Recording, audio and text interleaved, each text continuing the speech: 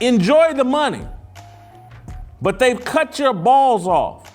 Your entire perspective is not manly, and I'm going to criticize it at every turn because it sickens me.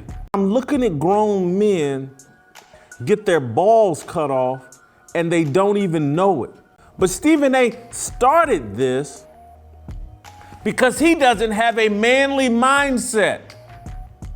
He took that $13 million from ESPN, and there are many of y'all that I would too. I'd cut my balls off and go play that role too for $13 million. That's you. I wouldn't.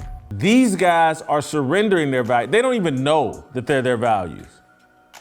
They should be their values, but they're surrendering them. They're giving up their manhood. They don't have a legitimate man's position. They've sacrificed their masculinity. They've sacrificed their role in this society. The weakness and emasculation of men explains the backlash to Malika Andrews. She's unqualified for her job, and everyone knows it. She's an unproven reporter with a resume that qualifies her for an associate producer role at ESPN and a reporting gig at a station in Des Moines, Iowa. On a positive note, Andrews' resume is more impressive than the one Beadle used to land a job at ESPN, and it surely beats Katie Nolan's bartending work. Malika Andrews got her plum assignment as a result of a catfight between Taylor and Nichols, and because she checks every box in the diversity, inclusion, and equity Olympics. She's half black, half Jewish, and plays the love the fruit, hate the tree dating game. She went to an elite boarding school and worked at her Jewish grandmother's law firm. Andrews was born on third base. The weakness and emasculation of men explain the backlash to Malika Andrews.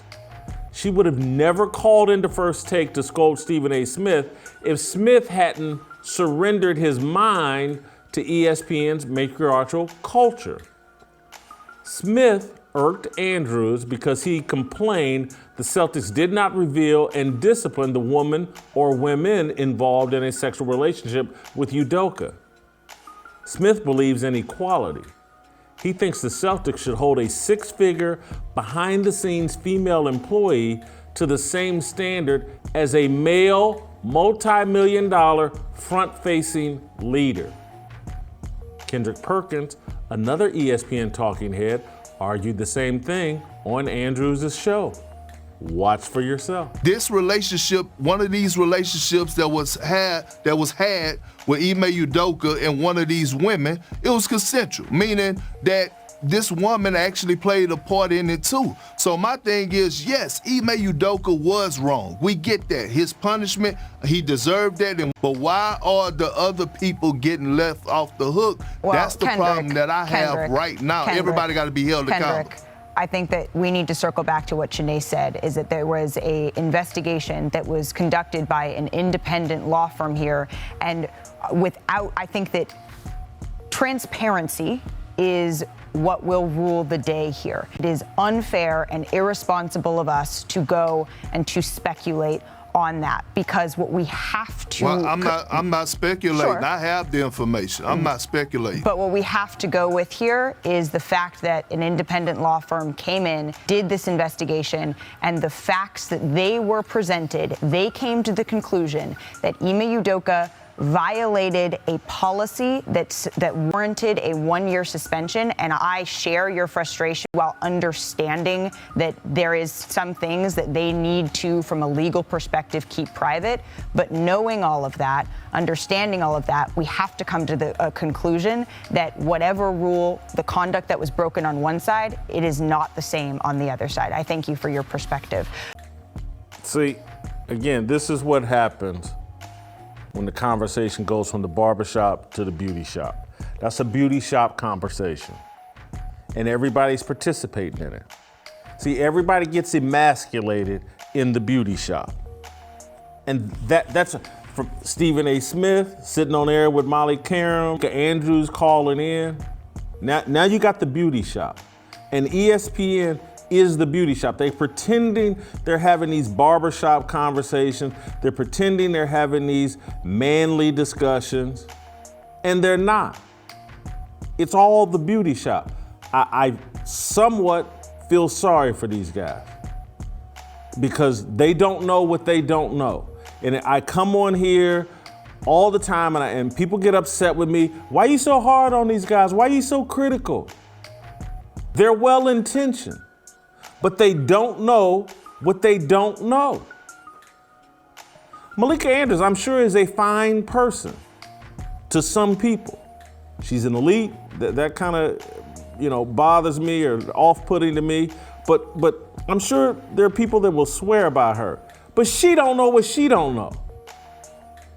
And she's living in that emasculated culture that ESPN has created, that matriarchal culture where she is queen bee and she rules everything. And that's why she's going to call Stephen A. Smith's show and talk in a condescending fashion to him. And I know that's easy for me to say, but trust me, I've been in that position a lot more than any of you that's sitting here criticizing me. I'm good. I'm gonna do things my way, say what I believe. I'm gonna stick to my values.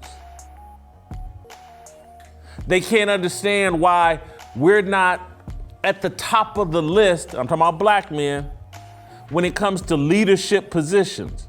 We're not at the top of the food chain and at the top of the selection process because we've given ourselves over to the matriarchal culture. Why choose us when they can have her? If they wanted a woman's perspective, they can get it from a woman who looks a lot better than us and will be a lot more compliant than us. So you think you're sitting on there being tough guys and represent, how come this woman ain't getting treated like Emi Aduka? How come? They think that's tough, manly talk. It's not. Not if you understand who you are and who men are. The Boston Celtics, their owner, Wyc Grousbeck, their team president, Brad Stevens, perhaps, I don't know them personally, but perhaps they're real men. Perhaps they possess a biblical worldview. Maybe they've read the Bible. Let me turn you to the Bible, which tries to teach you how to be a real man and what your roles and responsibilities are. Perhaps that's the problem with Brad Stevens and Wyc Grousbeck. They're actual real men with a biblical worldview. Again, I don't know them, haven't met them, but based off of my evaluation of what they're doing, they've actually read the Bible and they haven't surrendered their balls.